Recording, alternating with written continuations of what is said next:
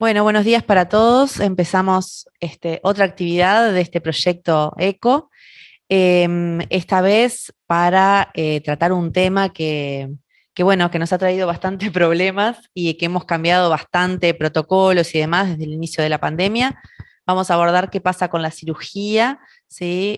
O con los pacientes quirúrgicos con COVID, que han pasado COVID y bueno, para eso tenemos al profesor Juan Riva, profesor del Departamento de Anestesiología de la Facultad de Medicina de la Universidad de la República. Tenemos al asistente Iván Trochansky de la Clínica Quirúrgica F, también de la Facultad de Medicina de la Universidad de la República, y el asistente doctor Mauro Perdomo, que es asistente de la Clínica Quirúrgica 3 de la facultad en el Hospital Maciel, ¿verdad? Bien, va a comentar un poco también el profesor adjunto de la Cátedra de Infectología, Henry Albornoz, que ha trabajado desde el inicio de la pandemia este tema. Y bueno, saludamos también bueno, a todos los presentes y a los otros coordinadores, al profesor Henry Cohen, que está por allí, al doctor Álvaro Danza, también de la Facultad de Medicina de la Universidad de la República, y a María Pía Ribeiro, que es la otra coordinadora desde Fiocruz, que está en Río de Janeiro. Así que vamos a empezar con la primera charla, que va a hablar un poco sobre la experiencia, fundamentalmente en la primera parte de la pandemia, ¿sí? De la práctica quirúrgica, la adherencia a las recomendaciones. La idea es que estas experiencias también sean como disparadores para luego de la discusión y que se animen a hacer preguntas y comentarios todos los que así quieren hacerlo. Así que arrancamos con Mauro. Adelante. Buenos días, muchas gracias por la invitación. Sí, un poco la idea es dar un panorama inicial de lo que fue la llegada de la pandemia a nuestros hospitales y cómo eso trastocó totalmente la forma en que nosotros practicábamos la medicina y particularmente la cirugía. Esto es historia conocida. El 13 de marzo de 2020 se declara la emergencia sanitaria y de forma inmediata, al día siguiente, ya desde las sociedades científicas y los prestadores, se determina la suspensión de las cirugías programadas con el objetivo de centralizar todos los esfuerzos y todos los recursos para la asistencia de la patología propiamente, el COVID-19. Entonces, ese plazo en el cual se tomó una decisión en un momento se extendió más de 15 meses hasta el 1 de agosto de este año, en el cual pudimos retomar de forma normal nuestras actividades, lo cual no fue sin repercusiones. Esto para que tengamos una idea del impacto que tuvo con respecto a los 2 años previos. Estos son los datos de productividad de ACE. En azul está lo del resto del país y en el resto de los colores los 3 principales hospitales de Montevideo. Y vemos cómo en ese periodo inicial de 6 semanas hubo una caída drástica, con un acatamiento absoluto a las medidas establecidas por el Ministerio y por los prestadores, y que en este caso las cirugías coordinadas en realidad se mantuvo solamente a aquellos pacientes oncológicos o aquellas que eran coordinaciones no diferibles. Lo único que quedó en una zona gris eran por ejemplo, la patología litiásica de la vía biliar principal, que requería una resolución, que sin ser una patología oncológica requería ¿sí? una resolución, y eso también se mantuvo. Sin embargo, vemos que esa repercusión a nivel de la urgencia fue bastante menor, por una causa obvia. Las urgencias no eran diferibles, pero vemos una tendencia a la baja. Que eso nosotros lo explicamos, ¿por qué? Porque la gente también tuvo mucho miedo de consultar en los hospitales. Entonces, con la disminución radical de las cirugías de coordinación y a su vez una repercusión también al nivel de las urgencias, evidentemente había una demanda oculta que nosotros ahora, con el paso de los meses, estamos empezando a ver y estamos empezando a asistir. Esto es sacado de un trabajo que tiene publicado el profesor Russo, es la productividad en lo que lleva de la pandemia hasta mediados de este año, en que vemos que la gráfica, la línea verde y la azul, que son las comparativas del 2019 y 2020, se empiezan a separar, y de esa dimensión es la demanda oculta que nosotros dejamos de asistir, sea por la no consulta o sea porque nosotros definimos que realmente no íbamos a resolver esas patologías. Obviamente, este tema de la demanda oculta es el principal, pero en esa etapa inicial, de las primeras semanas, uno no lo sabía. Uno tampoco sabía cuánto tiempo iba a tomar estas medidas y pretendía que quizás fuese un plazo más corto y no tuviese las consecuencias que tuvo. Pero lo que inicialmente se terminó de ver, esto es parte de un trabajo que hicimos con una encuesta a más de 200 colegas quirúrgicos, en la cual le preguntábamos qué medidas se tomaban durante la cirugía como protección, y vemos que la mayoría lo que hacían era un equipo de protección personal. Esa gráfica de 59% es un equipo básico, es un N95 y una sobretúnica impermeable. Sin embargo, solamente en el 12% de las cirugías por trauma y después en el 7% de las no traumáticas era requerido un EPP completo. Que esto puede dar para discutir mucho cuál era la indicación, cuál no. Yo quiero que recuerden que lo que hizo fundamentalmente este tema de tener que usar el EPP fue cambiar un poco la indicación. Éramos muy reacios a tener que usar un equipo de protección completa, nosotros como cirujanos porque era incómodo, las instituciones por el costo que tenían. Entonces, el acatamiento o la indicación a veces era un poco flexible y no era homogénea. Y cuando pensamos, bueno, teníamos disponibles los recursos, nos capacitaron, bueno, lo que dice el 47,5 de esos 212 encuestados fue que en realidad no habían participado de la capacitación. Entonces, teníamos los recursos, pretendíamos usarlos, pero realmente no teníamos una capacitación buena, y por otra parte, nuestra propia percepción era que no estábamos totalmente capacitados. Exclusivamente un 18% en ese momento, obviamente estamos hablando de la etapa inicial, decía menos de 20% estar totalmente capacitado. Entonces, lo cumplíamos, pero no a cabalidad. Y obviamente, ni que hablar del 3% que decía que estaba nada capacitado para hacerlo. Entonces, esta situación de COVID nos lleva a un montón de reflexiones. Primero, que hubo un rotundo cambio del paradigma asistencial. Patologías que eran de resolución de urgencia, de un momento para el otro, pasaron a ser pasibles de esperar 48 horas el resultado de un hisopado, por ejemplo, con lo que eso implicaba. También tenemos el impacto económico y social. Ya sabemos que se formó el fondo COVID, sabemos que la gente estuvo confinada por voluntad propia, pero en fin, hubo una repercusión social. Pero también desde el colectivo quirúrgico empezó a suceder que aquellos que dependían de la productividad para el cobro de sus salarios, se le tuvo que dar una respuesta. Entonces ahí vemos cómo el COVID de un poco cambió toda nuestra forma de vivir el quehacer quirúrgico. La demanda oculta y las listas de espera también es un tema por todos conocidos, que ahora nos estamos enfrentando a su resolución.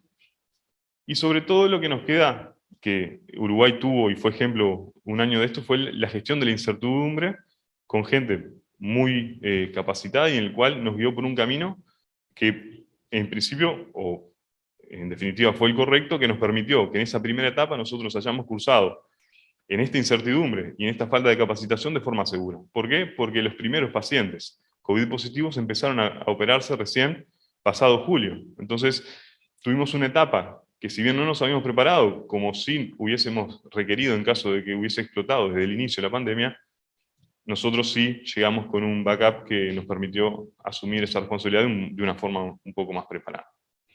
A modo de conclusión, en nuestro medio hubo un alto acatamiento a las restricciones de las cirugías programadas, eso está demostrado por los números. Tuvo un gran impacto asistencial inmediato, por lo que decíamos, desde el cambio de las indicaciones hasta la forma de prestar la asistencia. Hubo una gran pérdida de oportunidad diagnóstica, sobre todo, por ejemplo, los estudios endoscópicos que se suspendieron. Hubo un cambio también en la indicación de los abordajes. Mucho tiempo se discutió si la cirugía laparoscópica estaba indicada o no estaba indicada, por los riesgos de realización. Eso, en definitiva, se laudó que no. Y lo que sí es preocupante, quizás es una lección a aprender, es que hubo una heterogeneidad en los protocolos en las distintas instituciones, y la capacitación del personal no fue ni pronta como hubiésemos querido, ni homogénea. Entonces, pasada esta etapa inicial, lo que sí seguro tenemos que hacer es ver qué lecciones aprendimos de todo esto y ponernos en una situación de saber si realmente estamos preparados para una nueva pandemia. Muchas gracias. Bueno, muchísimas gracias por la exposición. Vamos a seguir con el resto de las exposiciones y después discutir un poco estos temas y las preguntas estas que quedaron abiertas. Así que sigue Iván con la experiencia que tuvieron en la cirugía de emergencia durante la pandemia. Bueno, muchas gracias por la invitación.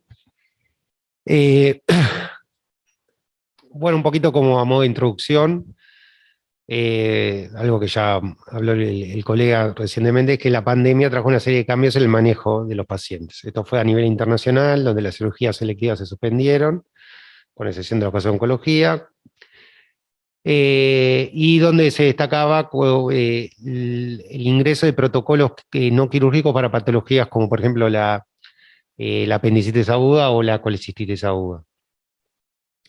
Además, al inicio de la pandemia generaba las dudas, como también se mencionó, si la utilización de algunas técnicas como la laparoscopía podía generar la generación de aerosoles un aumento del riesgo de contagio del equipo quirúrgico.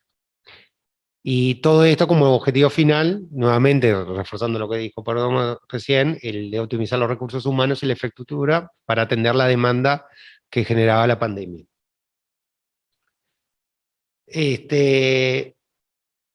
Entonces, para eso, perdón, se confundió, a nivel mundial, los primeros trabajos que se realizaron, analizando esto, mostraron una disminución en el número de consultas en el servicio de urgencia. Varios trabajos describieron también una mayor incidencia de casos complicados asociados a una disminución de la consulta, y esto podía estar justificado porque las personas tenían miedo de llegar al hospital por miedo de contagiarse, y por un intento de resolver cuadros quirúrgicos por medios no quirúrgicos. Por ejemplo, lo que decíamos, por ejemplo, para apendicitis aguda, el uso de antibióticos.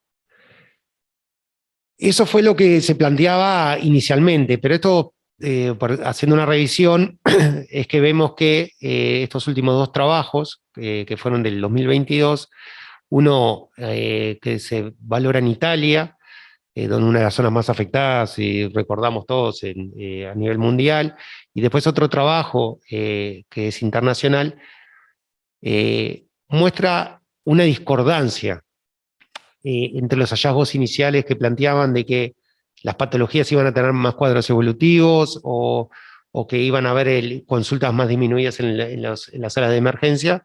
Entonces se plantea que hay una discordancia que podría estar dado también por las diferentes zonas. Una cosa es Italia y otra cosa es la suma de varios países. Entonces,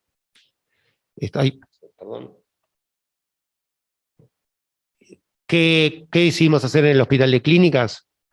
Decidimos hacer un trabajo descriptivo, retrospectivo, valorando las dos patologías más comunes que teníamos desde el punto de vista quirúrgico, la apendicitis y la colecistitis, en dos periodos similares, en la pandemia y durante la pandemia. Y ver cómo estas dos patologías se veían en la evolución, si en sencillas o simples y complicadas. Voy a pasar para adelante, porque se quedó mal. Ahí está. Entonces, los resultados. No hubo diferencias en el número, o sea, hubieron 420 pacientes en un periodo y 437 en el otro, y tampoco en el tipo de cirugías, tampoco hubo diferencias en el estado evolutivo, tanto en apendicitis complicada ni complicada. Entonces, ¿cuáles fueron las conclusiones que nosotros llegamos? Es que no hubo diferencia en ambos periodos, a diferencia de otros estudios. Planteamos que la hipótesis que la no aplicación de la cuarentena en el Uruguay, porque lo que caracterizó el Uruguay frente a otros países fue que no se aplicó una cuarentena, y la extensa red prehospitalaria con médicos. Esto creo es un concepto importante. En muchos países no existe el médico arriba de una ambulancia, sino existe el paramédico. Por lo tanto, el paramédico no tiene la capacidad de generar un tratamiento intradomiciliario y necesita llevar al paciente a la puerta de emergencia. En el caso del Uruguay, los médicos pueden decidir un tratamiento y de esa forma evitar la consulta innecesaria o la llegada a una patología a la inversa. Si el paciente tiene un cuadro que necesita una resolución quirúrgica, lo traslada y por lo tanto se resuelve. Los protocolos restrictivos podrían llevar a la promoción del aislamiento y los confinamientos, que podría un retraso en la consulta. Pero el concepto más importante que nos parece es que, viendo nuestro trabajo contra otros trabajos que muestran diferencias, es que la evolución de las consultas y las patologías es diferente según la región según el país y según los medios de atención. Bueno, muchas gracias. Bien, muchas gracias. Más cosas para discutir entonces tenemos. Y ahora le damos paso entonces al profesor Riva para que exponga sobre la oportunidad quirúrgica en pacientes que tuvieron COVID-19. Buenos días. Primero que nada, muchas gracias por la invitación. Me voy a referir específicamente a la oportunidad quirúrgica en aquellas cirugías electivas o por lo menos tiempo dependiente, que entendemos nosotros es el núcleo que genera mayor dificultad. A modo de breve repaso, voy a tratar de transcurrir por estos puntos, o sea, las dificultades en cuanto a la calidad de la evidencia para llegar a recomendaciones, la incorporación de la lista de espera, como fue bien planteado previamente, sobre todo en las cirugías tiempo dependientes, y hechos que se fueron agregando durante estos 2 años y algo, que fue las variantes, los distintos brotes, y sin duda el efecto de la vacunación para llegar a una propuesta que realizamos nosotros de oportunidad para América Latina con sus características.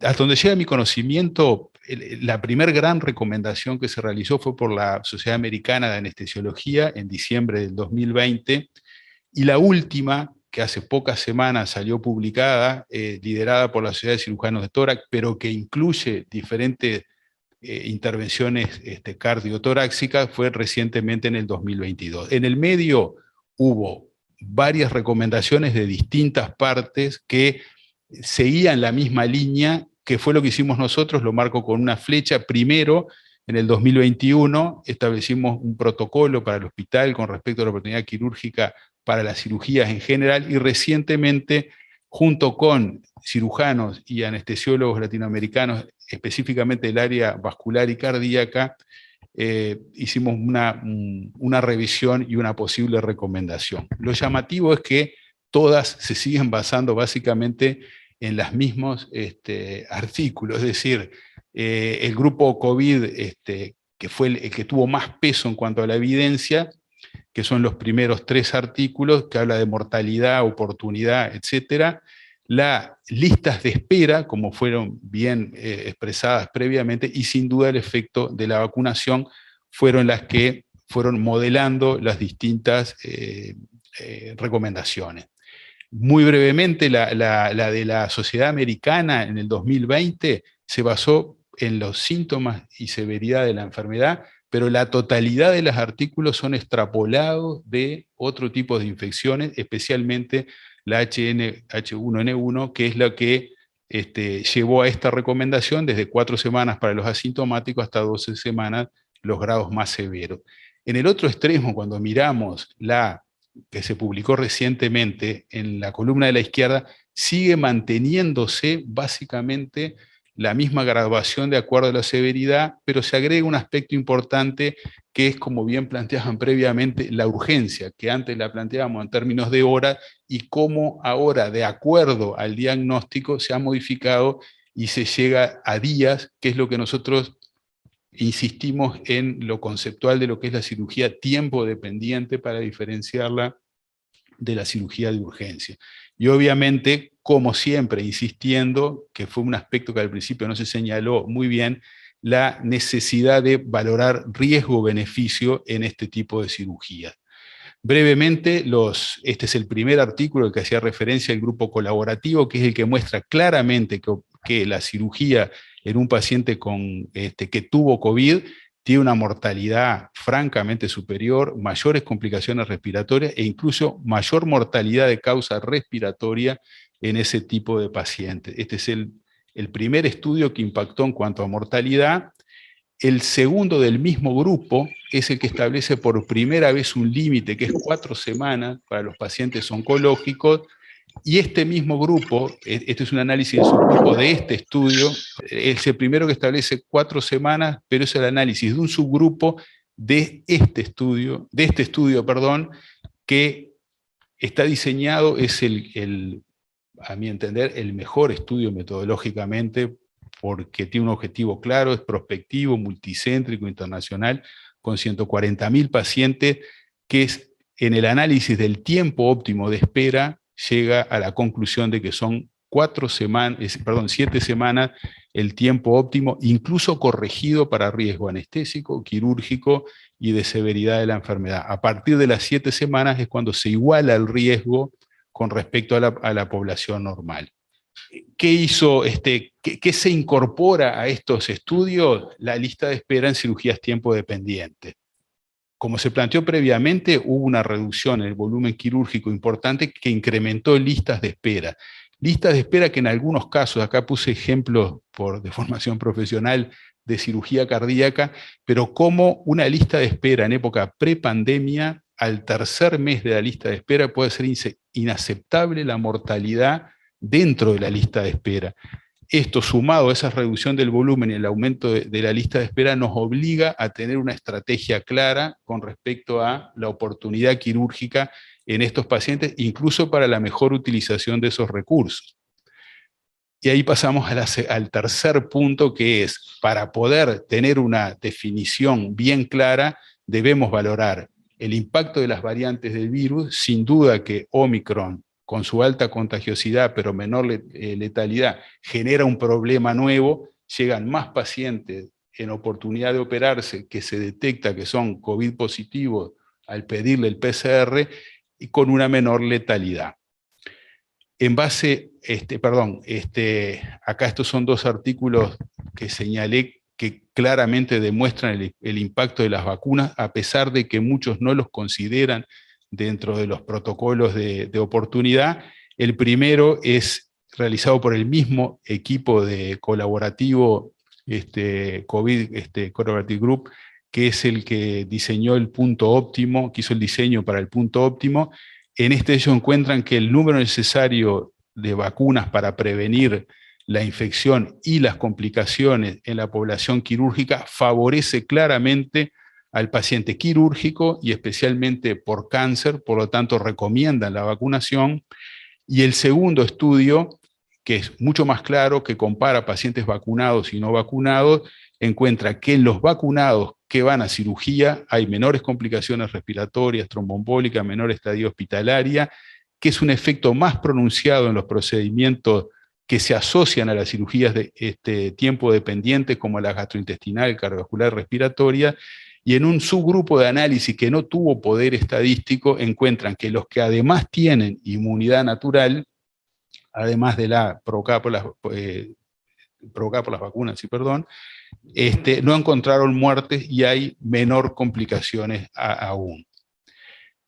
Estos elementos son los que nos llevaron a un grupo de anestesistas y cirujanos vasculares y cardíacos de América Latina revisar la bibliografía disponible hasta este momento, tratando de incorporar estos 2 aspectos, la vacunación y las distintas cepas. Realizamos una revisión que, como esperábamos, para las cirugías mayores es pobre, metodológicamente pobre. El único artículo con un N significativo fue el que mostré, que sigue siendo ejemplar en cuanto al tiempo óptimo, pero en base a estos datos y especialmente a la realidad que entendemos nosotros de América Latina en las consultas con los expertos de distintas partes, llegamos a esta propuesta de trabajo. Están fuera de discusión la urgencia, hay que operarla como fue explicada previamente, y las que son diferibles, no existe un estudio que haya mejorado la sugerencia de esperar 7 semanas en aquellas cirugías que es posible hacerlo sin que el paciente corra riesgo. El problema son las no diferibles, las que nosotros entendemos tiempo sensible. Cuando nos enfrentamos a este tipo de cirugía, nosotros proponemos, al igual que el resto de los grupos, el primer escalón que sea cómo padeció el COVID. Si fue síntomas severos, seguirá una línea. Si fue asintomático con síntomas leves, que es lo que entendemos está ocurriendo en este momento, especialmente con las cepas nuevas, va a seguir otra línea, que va a ser, el que son asintomáticos y tienen una vacunación completa, la vacunación protege a la cirugía, por lo que es posible esperar 2 semanas para salir del tiempo de contagiosidad y proteger al equipo de salud, y el paciente podría operarse. En esto consultamos a Henry, aceptamos dos dosis 14 días antes por un tema de definición a nivel de la Organización Mundial, aunque sabemos que no es la realidad del Uruguay. Si el paciente no está vacunado, tiene una vacunación incompleta, sugerimos esperar 2 semanas más para completar la vacunación y esperar el efecto, el efecto protector de la vacunación. El problema son este grupo, los pacientes que tienen una cirugía no diferible, pero que tuvieron un COVID más severo. Si la vacunación es completa, sugerimos la espera de 4 semanas, especialmente para valorarlo mejor en el preoperatorio, fundamentalmente en la esfera respiratoria, aunque también hay sugerencias con respecto a la cardiovascular. La esfera respiratoria, no me voy a extender, pero es un área de la neumología que está bien establecida cuáles son los elementos a estudiar. El problema mayor es el paciente que tuvo síntomas, cirugía no diferible, síntomas severos o moderados, y que está incompleta la vacunación. En este caso, nosotros sugerimos acercarnos en la medida de lo posible al tiempo óptimo planteado por el estudio del grupo colaborativo, y en ese periodo completar la vacunación y esperar completar la valoración cardiorrespiratoria, perdón.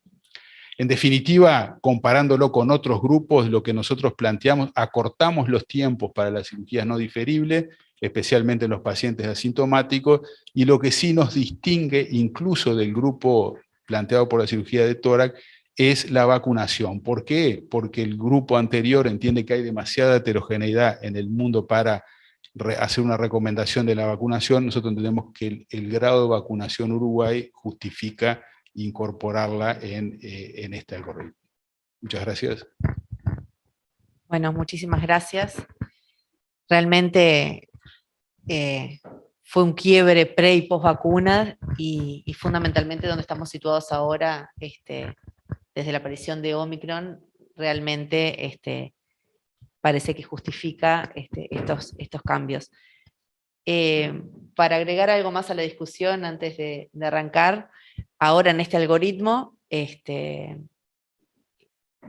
se plantea suspender o diferir la cirugía 2 a 4 semanas, dependiendo de la situación de paciente, hablando de pacientes con enfermedad leve, y eso después lo tenemos que llevar a nuestros propios protocolos, por ejemplo en Uruguay, del testeo, ¿no?, con PCR a todos los pacientes que van a ingresar o que van a ser sometidos a una cirugía, y ahí empezamos en enormes problemas, porque nos pasa habitualmente que los pacientes cursaron su infección asintomática o muy leve y que tienen PCR positivas durante varias semanas, y eso ya nos complica muchísimo la logística y cuándo elegir que se operen. A ver, Henry, que ha trabajado también ese tema. Bueno, buenos días. Muchas gracias por la invitación. Yo creo que las exposiciones primero fueron muy buenas porque justamente tocaron un poco el espectro de las cosas y nos ponen también un poco en la situación que estábamos hoy, que obviamente es muy distinta de la que tuvimos en la etapa inicial, ¿no? Entonces hoy estamos en una situación de vacunación muy importante, disponibilidad del tratamiento para algunas formas, digamos, bueno, ni que hablar para las formas graves, pero también para las situaciones que se diagnostican tempranamente en personas con riesgo de una evolución con complicaciones. Y estamos también en una situación de haber pasado por 2 o 3 olas, con una exposición también muy importante en la comunidad, con una circulación baja en este momento, y además con la situación de que los pacientes que terminan internados, digamos, la morbilidad en ese sentido se concentra en un grupo muy pequeño de pacientes que son personas inmunosuprimidas, personas que están recibiendo otros tratamientos que cambian su respuesta o que tienen digamos, una asociación de comorbilidades. Estamos muy lejos de lo que fue la situación de lo que eran los pacientes con COVID internados en la etapa inicial, ¿no? Entonces creo que en ese sentido me parece que es muy bueno rever lo que hemos hecho, lo que me venimos haciendo y eventualmente lo que tenemos que hacer para adelante. Respecto a ya ahora sí, yendo bien a lo que planteaba Victoria, a mí me parece que es, desde mi punto de vista, me parece que es muy claro que esas personas que tuvieron COVID recientemente, y yo diría, uno puede decir seguro en el último mes, quizás podría ser un poquito más amplio y llevar eso a las 8 o 12 semanas, el PCR es un test que te genera problemas y te mete en un embudo del cual después es difícil de salir. Por otro lado, está bastante claro que digamos, la forma más rápida que nosotros tenemos por un test de determinar la infectividad, o sea, que la persona sea transmisora, es el test de antígeno. Si tiene test de antígeno positivo, nosotros tenemos que interpretar que esa persona está en el periodo de infectividad, o sea que por lo tanto puede transmitir el virus.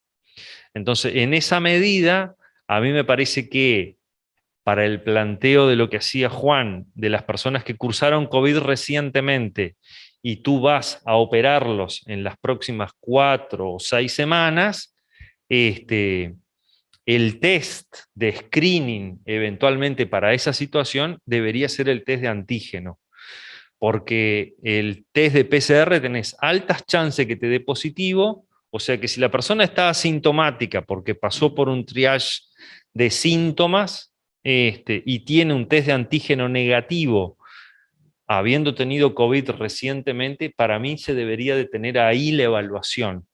Distinto es si la persona está con síntomas o tú tenés la noción de un contacto epidemiológico reciente significativo.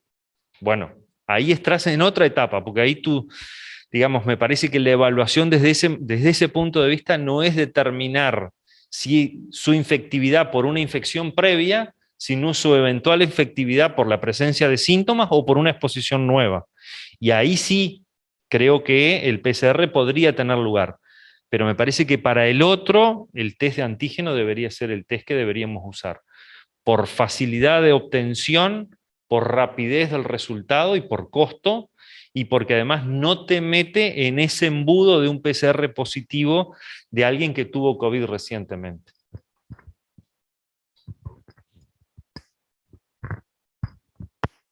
En esos pacientes con un PCR positivo, ¿qué rol identificás tú que tiene el valor del CT? Que muchas veces, yo en mi otro rol de gestión en el Hospital Español, lo hemos utilizado para definir la caída de un aislamiento, cuando el punto de corte lo habíamos definido en 30, en 28, incluso para aceptar pacientes de otras unidades ejecutoras.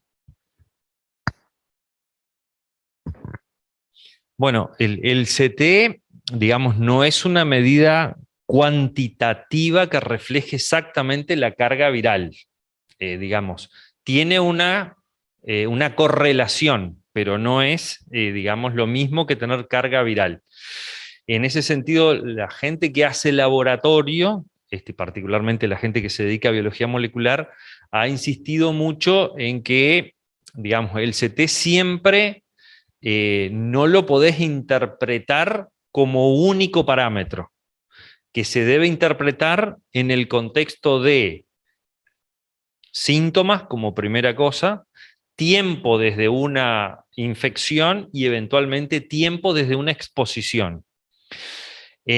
Considerando esas cosas, uno diría, bueno, alguien que no tiene una exposición, no tiene síntomas, y tuvo COVID hace más de 4 semanas, si tiene un PCR, uno podría decir por arriba de 30, algunos podrían, con un CT por arriba de 30 o por arriba de 25, siendo un poco menos, te da una bastante aproximación de que eso es restos de material genético de alguien que cursó COVID. Por el contrario, un CT bajo siempre lo debemos interpretar en el contexto de una infección con probablemente partículas virales que sean capaces de ser infectantes. Me parece que esa es un poco la visión grande. No sé, Victoria.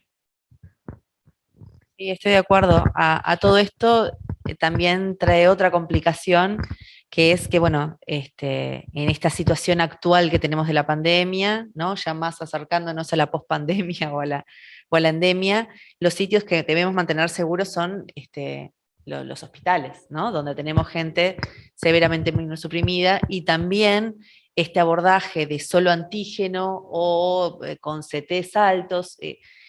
Implica que muchas veces los pacientes compartan habitación con otras personas, ¿no? Implica un montón de cosas en la logística diaria, incluso, bueno, los cirujanos y los anestesistas estarían con EPP completo, ¿no? Con equipo de protección personal, no. Nos trae todo un montón de complicaciones que tenemos que ir desandando, ¿no? De cierta forma, y bueno. Yo quería comentar algo, esto lo trabajamos bastante con Henry en este algoritmo. Nosotros queremos insistir en una cosa porque nos pasó ahora que lo empezamos a aplicar. Estos son sugerencias de cortes de tiempo que alguien puede presentar en un paciente. ¿Qué nos ha pasado, por ejemplo, con el tema, por ejemplo, con el Fondo Nacional de Recursos, que tiene limitadas sus aprobaciones, o lugares donde la cirugía está centralizada y la persona se desplaza del litoral para una cirugía que obliga a flexibilizar? En ese sentido, nosotros insistimos, primero, de que estos son recomendaciones grandes, es decir, puntos de corte grande, a los que le hemos ido incorporando, como decía Henry recién, por ejemplo, la evaluación clínica. Es decir, yo puedo tener si utilicé el PCR y tengo un PCR positivo, tengo la obligación de buscar para atrás si hubo en algún momento un elemento clínico que me haga sospechar que padeció el COVID en ese momento. No como único elemento de decisión, sino para seguir sumando, o como nos ha pasado, que nos obligó a pedir una radiografía de tórax en un paciente que no correspondía, y hubo hallazgos que obligaron a estudiarlo y se modifican esos tiempos. Por eso quiero insistir en eso. Nosotros establecimos esto de acuerdo a la evidencia y a la opinión de lo que estaba pasando en diferentes lugares de América Latina. Creo que sobre esas sugerencias hay que aplicar estas estrategias que se van incorporando, que incluyen la clínica, incluyen interpretar mejor como el CT los test diagnósticos a utilizar, y el impacto que tenga eventualmente en el resto de los pacientes que están internados o en el grupo médico para no empeorar. Insisto, por eso es una recomendación general.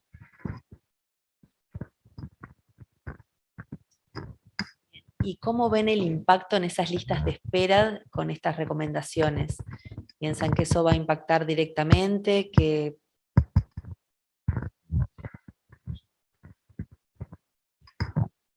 En lo personal, que trabajamos mucho en el área del Fondo Nacional de Recursos, que es más evaluable, a nosotros lo que nos permitió fue organizarnos y, en primer lugar, no perder lugares. Es decir, si viene un paciente con un PCR positivo y tenemos dudas y hay que desplazarlo, así sea una semana para poder completar la evaluación, esa estrategia de no perder ese lugar y ocupar ese lugar que dejó el paciente con otro paciente, de tal manera que como primera instancia no seguir aumentando la lista de espera y priorizar la resolución de aquellos pacientes que sí estuvieron afectados por la lista de espera. Yo creo que en esta área que nos manejamos nosotros nos ha permitido transcurrir, como se planteaba bien en la primera conferencia, una estrategia de no aumentarla en primer lugar y reducir esa lista de espera que se generó en la primera etapa de la pandemia, y no ahora que la producción quirúrgica en general se ha estabilizado en las cirugías tiempo sensible, es decir, aquellas que sean por cáncer o no, el diferirlo implica un riesgo más importante. No sé si contesté la pregunta. Sí. Con respecto a eso, o sea, con el tema de la lista de espera, creo que todos los protocolos, como nos ha pasado con pacientes que se han tenido que discutir, se han tenido que decidir, bueno, creo que los pacientes que más sufren no es el paciente oncológico, sino es el paciente que tiene patologías benignas, que por ser benignas no dejan de ser importantes, o sea, una hernia que no le deja al paciente trabajar, una patología, yo con la proctología, por ejemplo, patologías benignas, hemorroides, fisuras, esas creo que son las patologías que más ha generado una lista de espera más larga y que impactan en la calidad de vida de la gente, y yo creo que lo otro siempre el colega, el médico, busca el paciente oncológico resolverlo, el paciente siempre se le encuentra la vuelta. Creo que lo que más ha afectado a la pandemia son las patologías benignas que afectan en suma la calidad de vida.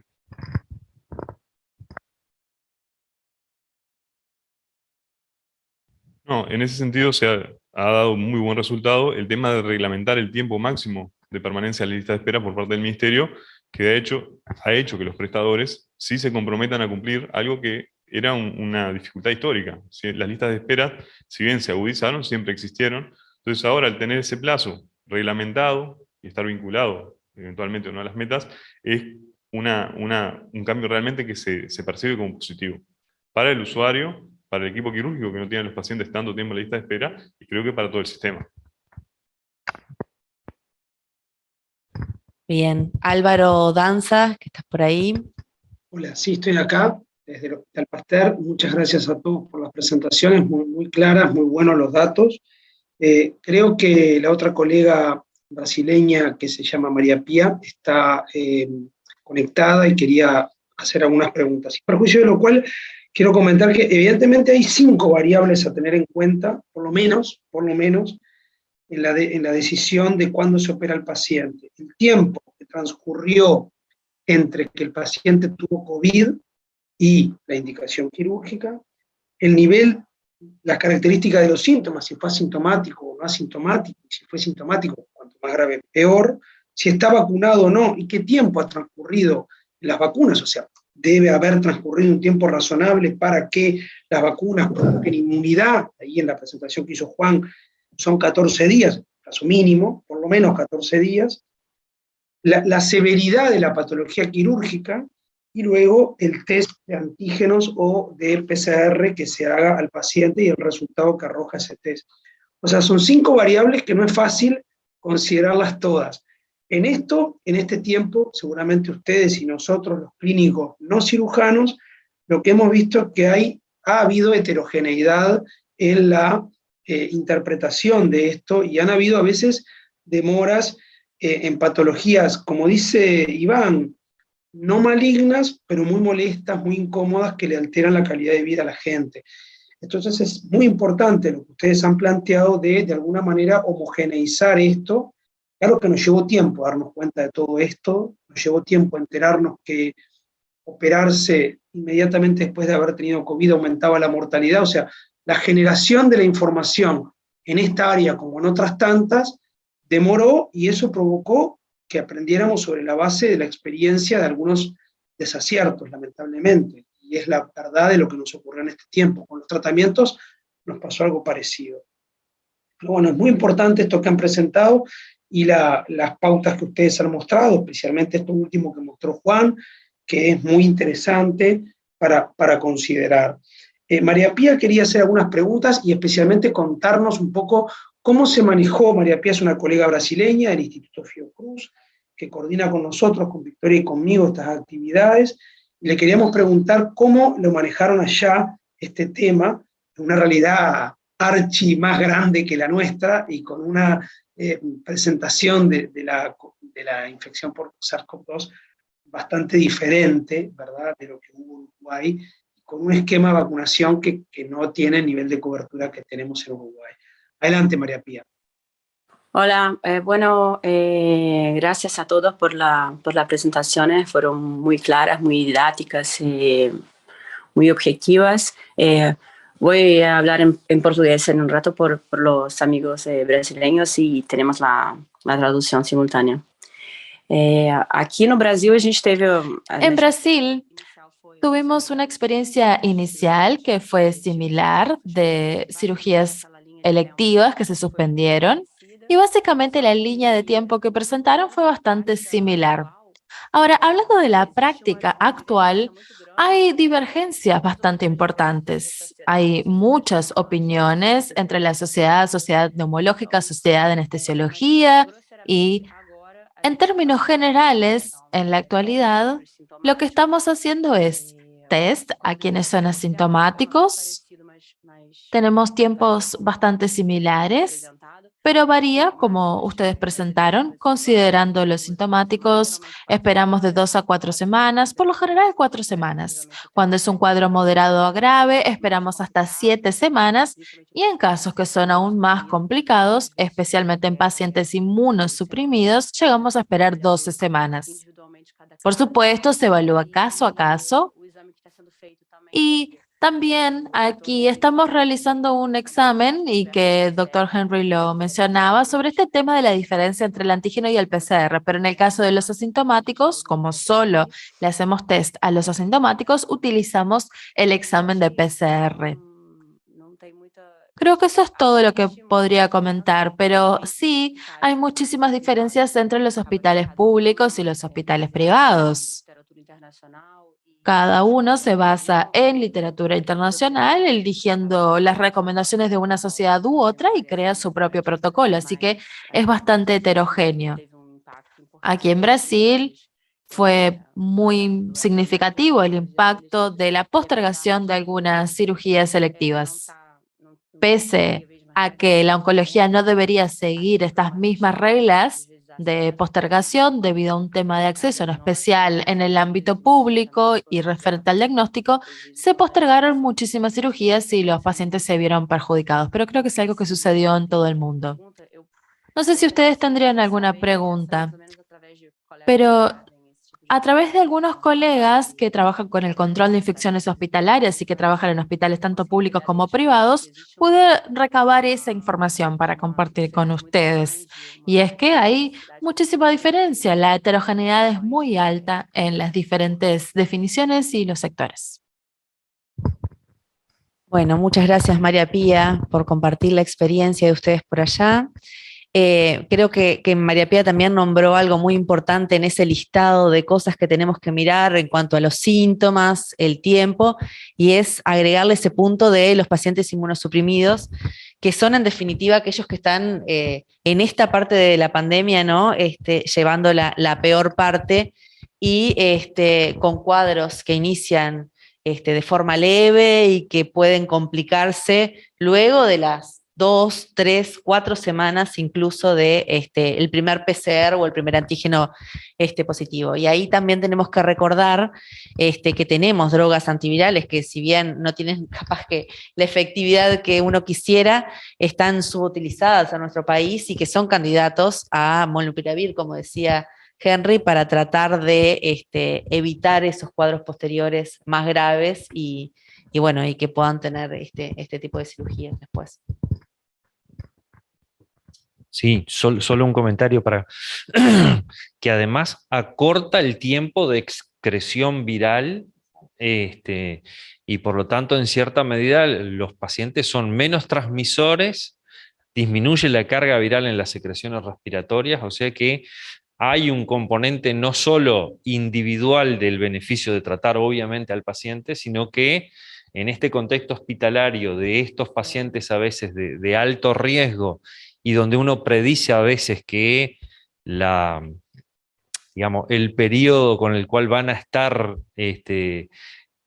con una carga viral en secreciones relativamente alta, el molnupiravir también acorta eso, ¿no? Y de hecho lo hemos utilizado en pacientes hemato-oncológicos o en otros pacientes inmunosuprimidos, donde lo peor que les puede pasar es un test positivo para COVID, porque quedan en una etapa en la cual después reiniciar la quimioterapia, entran en una cadena de eventos que retrasa mucho el proceso asistencial, ¿no?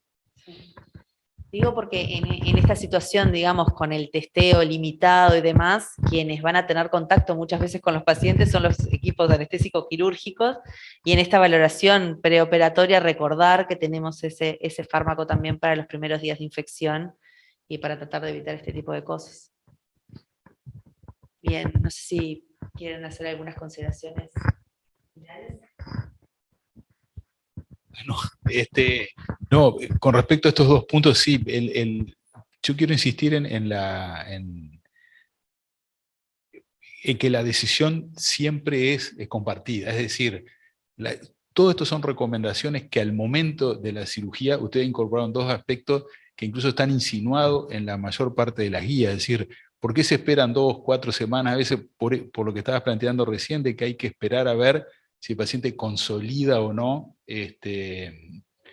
una buena o mala evolución, o lo que estaban planteando con respecto a tratamientos en pacientes que es imposible diferirlos una vez que están en el centro asistencial, como pasa con, insisto en los ejemplos, pero una estenosis aórtica que está asintomática, pero que es severa, que devolverlo a su institución de origen a esperar es realmente un riesgo para el paciente. Entonces, me parece que la incorporación, quiero insistir en eso, recomendaciones grandes, pero que la decisión siempre debe ser puntual para ese paciente y con la participación del equipo. Muchas gracias. Bien, bueno, buenísimo. Tenemos 5 minutos para preguntas y más consideraciones. María Pía, adelante. Sim, eu queria falar que realmente a questão do antiviral Quería decirles que el tema antiviral es muy importante, es realmente de gran ayuda. En nuestra experiencia, pese a la aprobación de la Agencia Nacional de Reglamentación de Brasil, en la práctica no podemos utilizar ni monotiravir ni paxilovir, así que está autorizado el uso, pero en el ámbito privado y público, en especial en el público, es muy difícil utilizarlo. Y también quería comentarles otra cosa. Después que el paciente ya está internado y estamos evaluando o esperando la cirugía en sí, el uso de máscaras es obligatorio en los hospitales, en los centros de salud donde hay pacientes internados, y eso tiene un impacto muy grande porque, como ya mencionamos, creo que el doctor Henry lo comentó, el paciente puede incluso contraer COVID durante la internación, así que es importante que los profesionales de la salud tomen ese cuidado y también los familiares que van a visitar al paciente. Es necesario tener ese control y que esto realmente sea obligatorio porque es muy importante. Bien, muchas gracias María Pía. No sé si alguien del auditorio tiene alguna pregunta, algún comentario o quiere compartir alguna experiencia en algún otro país. Bueno, y si no, ya vamos a cerrar, casi por primera vez en punto. Henry, Victoria. Henry Cohen. Adelante, Henry. Henry. Dos Henrys. El otro Henry, el no infectólogo. Cada vez que dicen Henry, digo, para yo de esto no sé, no puedo hablar, y me acuerdo que está el otro Henry, por suerte. No, solamente agradecerle a todos una vez más. Vamos avanzando, ya son unas cuantas sesiones que hemos tenido de esta, estamos llegando ya cerca del final. Hoy fue una actividad realmente súper prolija, perfecta, todo lo que presentaron los cirujanos y el profesor de anestesia. Agradecerles a todos y al público como siempre, y bueno, que nos vemos en un par de semanas, y te dejo cerrar a ti, o a Álvaro, no sé quién va a cerrar. Gracias. Gracias, Henry. Recuerdo que esto se tiene que ayornar, que tenemos que bajar los periodos. Parecería que en la cirugía que es diferible, 7 semanas es un plazo razonable, ¿sí?, para coordinar una cirugía, y en aquello no diferible que tenemos que tal vez ajustar muchísimo más cuáles son los criterios con estas patologías benignas que hablábamos, parece más que razonable no diferir más allá de 2 semanas en aquellos pacientes completamente vacunados, sabiendo que América Latina y fundamentalmente el Cono Sur tienen tasas de vacunaciones mayores al 80%, con lo cual, bueno, hacer las cirugías más rápido creo que lleva un gran beneficio. Y por supuesto aquellas cirugías de urgencia, tratar de ir acortando aquellos tiempos iniciales donde se esperaba el PCR y demás, bueno, lo que es de urgencia realmente que sea una urgencia. ¿Sí? Bien, bueno, entonces nos despedimos, los invitamos para la próxima actividad que será el 17 de octubre, acá de 10:30 a 11:30, hora de Montevideo y Brasilia. Así que sin más, les agradecemos mucho la presencia, les agradecemos mucho a los expositores, la verdad que estuvo muy clara y con una puesta a punto de qué es lo que tenemos que hacer en esta fase de la pandemia. Así que muchísimas gracias y nos despedimos. Excelente, muchas gracias a todos, un abrazo a todos. Gracias por participar a los 3 colegas, a los 4, perdón. Un abrazo, chau, chau. Gracias. Gracias a todos.